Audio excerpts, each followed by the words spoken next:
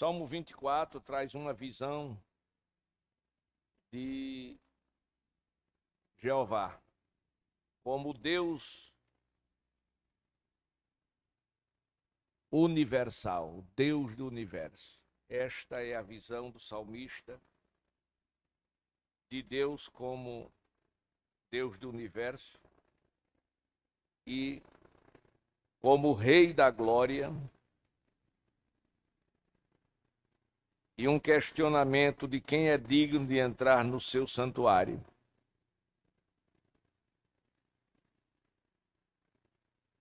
Este salmo, a composição dele foi de Davi, Salmo 24. Mantenha aberto a Bíblia.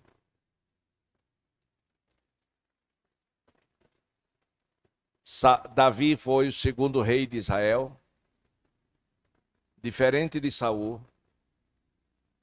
Saul reinou a Israel por uma insatisfação do povo e pela vontade do povo. Davi não. Com a queda de Saul, o Senhor procurou. Foi Deus quem procurou. Ele procurou um homem que pudesse usá-lo para governar o seu povo, diferente de Saul.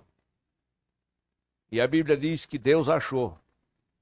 E achou quem? Davi. Ele diz: achei. Achei porque procurei. Achei a Davi. E com o meu santo óleo o ungi. Então Davi foi achado por Deus. A unção foi Deus que deu, na sua vontade diretiva, não permissiva. E Deus se revelou em relação a Davi da seguinte maneira. Deu um testemunho de Davi. Porque na Bíblia você vai encontrar Deus dando testemunho de Jó,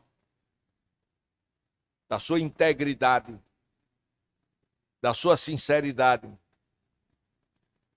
E Davi, Deus dá o testemunho dele, do seu coração, do seu amor. E ele diz que Davi era um homem segundo o seu coração. Isso realmente nos impressiona. Glória a Deus. E Davi, meus amados irmãos, que foi achado digno de entrar na presença de Deus. Foi um homem muito ousado e governou por 40 anos e fez um excelente governo. Não foi perfeito, teve suas falhas. Ele compondo este Salmo 24, no versículo 1 ele diz: Tu, Senhor, é a terra e a sua plenitude, o mundo e aqueles que nele habitam. Davi reconhece que a terra, que a plenitude da terra e a todos que nesta terra habitam, tudo e todos é do Senhor. Em outras palavras, a visão de Davi em relação de Deus era que Deus era Senhor sobre toda a terra. Que Deus era Rei sobre toda a terra. Ele fala de Deus como Senhor e ele fala de Deus como um governador, como um rei. E ele justifica dizendo, porque Deus ele fundou sobre os mares e o firmou sobre os rios. Glória a Deus. Ele fundou sobre os mares e afirmou sobre os rios. Continuando, no versículo 3, ele questiona, ele pergunta: quem subirá ao monte do Senhor? Ou quem estará no seu santo lugar? No lugar aonde Deus mora, aonde Deus habita. Quem subirá? Aqui, irmãos, de forma profética, ele está dando uma visão panorâmica do relacionamento entre o homem e Deus. E nós encontramos esta revelação no livro de Gênesis, quando Jacó, fugindo do seu irmão precisamente, que queria matá-lo, em Harã, ele, cansado da viagem, dormiu com a cabeça colocada em uma pedra e teve um sonho. Naquele sonho ele viu uma escada e viu anjos que subiam e desciam, e despertando do sono disse Jacó: na verdade, Deus está neste lugar. E eu não sabia. Eu não sabia. Glória a Deus. Aquela escada era uma ponte de ligação entre Jacó e Deus. E essa ponte de ligação, ela tem nome, é koinonia. E isso o salmista tem já esta visão sobre subir o monte, ou seja, subir a presença de Deus. Quando Jacó olhou para cima, ele viu que Deus estava lá. E quando ele viu que Deus estava lá, Deus falou com ele. Glória a Deus. Aí Davi diz que aquele que é limpo de mãos, versículo 4 do Salmo, que é limpo de mãos, aquele que é puro de coração, aquele que não entrega a sua alma à vaidade, nem jura enganosamente. Glória a Deus. Quem receberá a bênção do Senhor, a justiça do Deus da sua salvação? Quem receberá? Glória a Deus. Você, eu. E no versículo 6, ele diz assim: esta é a geração daqueles que buscam a tua face, ó Deus de Jacó.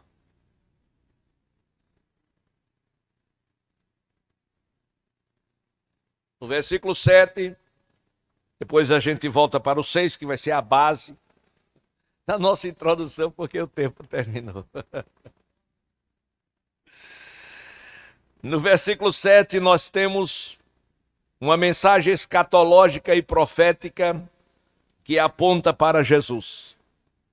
Jesus, quando é assunto aos céus, diz assim: levantai, ó portas, as vossas cabeças levantai-vos, ó entradas eternas, e entrará o Rei da Glória. Foi a entrada de Jesus no céu pós ressurreição, aparições e manifestações de 40 dias, para que depois ele subisse aos céus. E ali, quando ele estava chegando, houve aquela recepção e foi anunciado, foi proclamado: levantai, ó portas, as vossas cabeças, levantai-vos, ó entradas eternas, e entrará o Rei da Glória. E alguém perguntou: e quem é este Rei da Glória? Aí responderam: o Senhor forte e poderoso, o Senhor poderoso nas guerras. Levantai, ó portas, as vossas cabeças, levantai-vos, ó entradas eternas, entrará o Rei da Glória. Quem é este Rei da Glória? O Senhor dos Exércitos, ele é o Rei da Glória. Isso é uma visão panorâmica e profética da entrada no céu. Glória a Deus. Essa entrada foi feita por Jesus pós-ressurreição, e esta entrada acontecerá a segunda vez com Jesus por ocasião do arrebatamento da igreja. Glória a Deus. E no versículo 6, o salmista fala de uma geração. E essa manhã eu gostaria de dar o tema, não pregar a mensagem que não vai dar tempo, mas eu gostaria de dar o tema de geração da última hora. Diga comigo, geração da última hora. Geração fala de um tempo, de uma época, de um período, tá certo? Isso é uma geração. E Deus certamente espera algo da nossa geração. Deus espera algo das nossas vidas. E o que não nos deixa calar é que nós somos, sim, a geração da última hora. Última hora, Deus espera que essa geração, a geração da última hora, seja uma geração que se preocupe com algo muito importante. Nessa geração nós precisamos nos preocupar com o nosso relacionamento com Deus, com a nossa comunhão com Deus. Esta sendo a geração da última hora, glória a Deus, nós devemos procurar conhecer a Deus e por Ele ser conhecido. Glória a Deus. Devemos neste momento, nessa última hora, nós entender, irmãos, que nós precisamos adorá-lo de verdade, em espírito e em verdade, como disse ele lá em Sicar, na província samaritana, que chegaria um tempo, um momento em que os verdadeiros adoradores adorariam o Pai em espírito e em verdade. E o tempo é esse, o tempo é agora. Essa geração, meus amados irmãos, nós precisamos buscar mais ao Senhor, buscar mais, ou seja, precisamos orar mais, precisamos ler mais, precisamos produzir mais no reino. Glória a Deus. E essa geração da última hora é a geração que precisa mais servir ao Senhor. Então precisamos adorar, precisamos servi-lo e precisamos, meus amados irmãos, engrandecê-lo, adorá-lo. Então essa é a geração da última hora. A palavra de Deus fala da geração da última hora. Pedro disse, João disse, filhinhos, é já a última hora. Deixa-me ver se é Pedro, João 2:18. Deixa-me ver se é 1 João 2:18. Glória a Deus. Eu não marquei esse texto. Na verdade, me ajude aí. João 2:18. 1 João. Achei. Filhinhos, preste atenção, irmão, isso é muito sério. Filhinhos, é já a última hora. E como ouvistes que vem o anticristo, também agora muito se tem feito anticristos, por onde conhecemos que já é a última hora. Conhecemos que é já a última hora. Aí observe que nesse tempo, que tempo? Tempo do fim. Que tempo? Da última hora. É exatamente nesse tempo que nós estamos vivendo que haverá a manifestação do anticristo. Por isso, nós sabemos que é a última hora, pela manifestação do anticristo. Pastor, e o anticristo já se manifestou, está real, ele é real, é vivo, já está presente no mundo, ainda não se declarou como o anticristo, mas nós estamos vendo a sua ação através de tudo quanto está acontecendo. Porque uma das ações do anticristo se chama controle mundial da economia, da religião, controle mundial do mundo. Então isso ele já está trabalhando para que aconteça. Então, meus amados irmãos, é já a última hora. João ainda disse no capítulo 2:19, saíram de nós, mas não eram de nós, porque se fosse de nós, ficaria conosco. Mas isso é para que se manifeste que não são todos de nós. Agora, você que está me ouvindo aqui, e vós tende a unção do santo e sabeis tudo. Não vos escrevis porque não soubesse a verdade, mas porque a sabeis e porque nenhuma mentira vem da verdade. Quem é o mentiroso senão aquele que nega que Jesus Cristo que nega que Jesus é o Cristo?